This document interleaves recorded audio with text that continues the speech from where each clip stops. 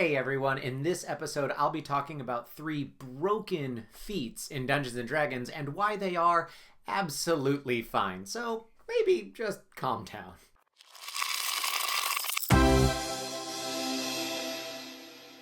In 5th edition, instead of increasing your attributes every 4 levels, you can choose to take a feat instead. And some of the races, like humans, are able to get a feat at character creation. And there are some that a lot of people love to call overpowered, OP, or that they break the game. And there are 3 of them in particular that I want to look at today, and maybe think of them and look at them in a way that says, they don't break the game. They change it. They allow for new opportunities, and they can be really powerful.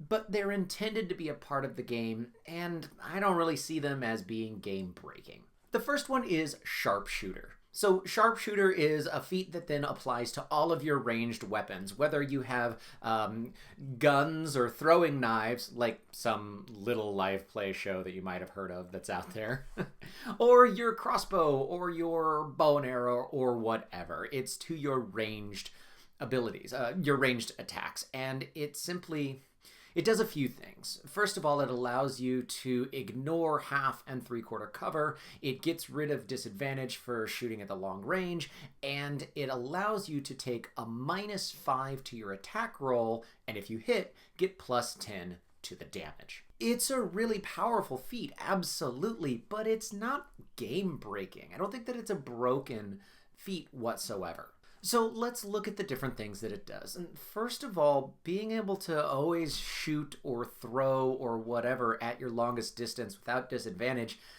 I mean, it probably isn't going to come up that often. A lot of the times, usually by the time something's close enough for your party to realize that it's there, they're going to be able to close in pretty quickly. And if you have a campaign where there are sieges going on, or there's big, wide, open space in order to see the bad guy running your way, your DM, or you as the DM, probably has ways of circumventing that, or just getting people closer. I mean, honestly, for me as a player, I'm going to get bored really quickly if it's like, okay, well, you're on top of the tower and you can see the army and they're about a mile away. Okay, well, I hold my action. Oh, I've got Sharpshooter. Okay, well, I hold my action until they're, well, like 600 feet away or something. Okay, well, I make 1 attack. I'll hold my I mean, this is just boring to me. A lot of the times we get into that combat when things are already close. I mean, maybe it means that you get an extra attack, or maybe 2 before the rest of the party is able to do so. But it probably isn't going to come up that often. Next is the idea of the -5 to hit, but +10 for damage. And yeah, an extra 10 points of damage is great. I mean, that's pretty powerful. Not just at early levels. I mean, throughout the game it is. But you're also at a -5 to hit. I think that this is a part of the way that we look at it. -5, that's a lot. You know, or think of it another way. By doing this, you give the other character, you give the bad guy a +5 to their armor class. That's something, if you found out that people were constantly getting +5 to their armor class, then all of a sudden that would be the thing that's overpowered. It's meant to be a bit of a checks and balance. I mean, a -5 to hit, that really does make quite a bit of a difference. And if you manage to pull it off, yeah, you get that +10 to damage. And that's awesome. But, I mean, statistically, and I don't know the stats. I don't know this. I'm not a statistician. I haven't done the math on it. If you want to do that and put it in the comments below, that's awesome. But I'm guessing that statistically, 5 harder to hit is going to somewhat balance that +10 on damage whenever it happens. And for me, sitting around the table, that -5 to hit seems to make things miss a whole lot more than the +10 for damage is a payout. And when you do happen to get that +10, it feels really good and it feels like you've earned it. Now, putting out an extra 10 points of damage is a lot of extra damage, but it can start to creep into what we refer to as as overkill. You know, if I'm going to shoot my bow and I'm going to do 12 points of damage, and the creature only had 10 left, well, it's just as dead at 12 points than it is at 22 points. I'm pumping a lot of extra stuff into these creatures that are just dead. They don't get more dead. And so I guess you could start to think of it that way. Well, you're doing more damage, but you're doing it in bursts. You're not able to be doing that much damage the whole time, especially when you take into the fact that it's 5 points harder to hit your target. So when we look at the fact that it's much more difficult to hit them, you're pumping a lot of damage, but only in short bursts, and the distance probably doesn't come into play that often, I don't think it's fair to call Sharpshooter overpowered or game-breaking. It's just understanding that it gives you some opportunities for some advantages, for some cool things to happen story-wise and combat-wise, and that's exactly what it was meant to do in the game. So that doesn't really break it. Next, I want to look at Polearm Omastar. Our friend Pierce has this in our home game, and I think that it's really cool. Polearm Omastar is going to let you hit a creature for an extra attack by using the butt of your polearm, a glaive or a quarterstaff or a halberd, something like that. So you get an extra attack out of it. And it also allows you to take an attack of opportunity when something enters into your space. You've got that reach, you've got that that you're really good with the staff, and so you're able to get an extra attack on them. And it is really cool. I think that it's an awesome ability, but I don't see it as being something that's super overpowered. So let's look at dealing all of this extra damage. For levels 1 through 3 or 4, it is actually really pretty nice. You're getting that extra attack and you're getting that extra damage. But the extra damage is only a 1d4 plus your strength modifier. So it's not like you're pumping out tons of damage. In those early levels, it's really useful, it's really helpful. But once you start getting to level 6, 7, 10, 15, and I think that's where a lot of our games live, sort of levels 3 to 15 or so, the extra d4 plus strength, that's not really a ton. I mean, you're not really putting out tons and tons of extra damage, and so that's not game breaking to me. Plus the idea of getting an extra attack of opportunity. A lot of people think of it that way, but you're not. You're getting an extra opportunity for an attack of opportunity. But an attack of opportunity is using your reaction. Now, normally it only applies whenever something's trying to run away, but you still only get to do it once. So on the creature's turn, when it closed to you, you spend your reaction in order to attack it first. And then it has the rest of its turn. And then you're waiting for your turn to come around in order to attack it, and then go ahead and attack it with the butt of the weapon. You're not getting extra moves. You're not getting an extra attack out of that, or 2 extra attacks. I see some people phrase it that way.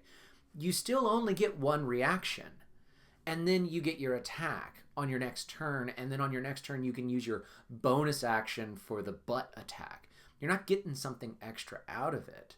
And if multiple things close in on you, you don't get to attack every single one of them. You still only get 1 reaction in order to take that new opportunity for the attack of opportunity, like I said. Plus the fact that it can only be used with the quarterstaff, the glaive, and the halberd. Now, the glaive and the halberd are 2-handed weapons, and when you look at the other 2-handed weapons, they're the weakest of them. They do a D10. A lot of the other two-handed weapons, they'll do sort of, they'll have a D10, or they're 2D6, or they're a D12. When it comes to the math on the averages, that glaive and that halberd, they're doing an average of like 5.5 points of damage each attack, something like that. I did look up the math on this one. Whereas your Warhammer, I believe, the one with 2d6, is doing an average of like 8 or 9 points or something like that. If I got that wrong, I'm sure you'll fix it for me. But I think that's a part of what balances it, because you can't use it with spears or anything like that.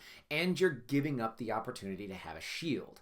Now, if you've got a quarterstaff, that is versatile, and so you could maybe have a shield with that. But when you take that into account, and when you take into account the fact that you don't get an extra attack of opportunity, that wording is inaccurate. Again, it doesn't break the game. We couldn't talk about game-breaking feats without bringing up Lucky. All right, this is the one that I'm almost on board. I'm almost on board with calling it game-breaking, but I still don't think it is. I don't think it's overpowered. Luck allows you 3 times a day to give yourself advantage or to re-roll something. But it can only happen 3 times a day. Getting advantage is great, but there's so many opportunities in the game to get it, it clearly doesn't break the game. Now you just have 3 more moments to do it. Or you can spend luck in order to give disadvantage to a creature that attacked you. I don't find that to be game-breaking. Can it be annoying? Yeah, absolutely. As a GM, having a character that has the, I get to make another roll, sure, maybe that's annoying. But annoying for you as a DM, or annoying for your DM or for other players, annoying isn't the same as it breaks the rules of the game.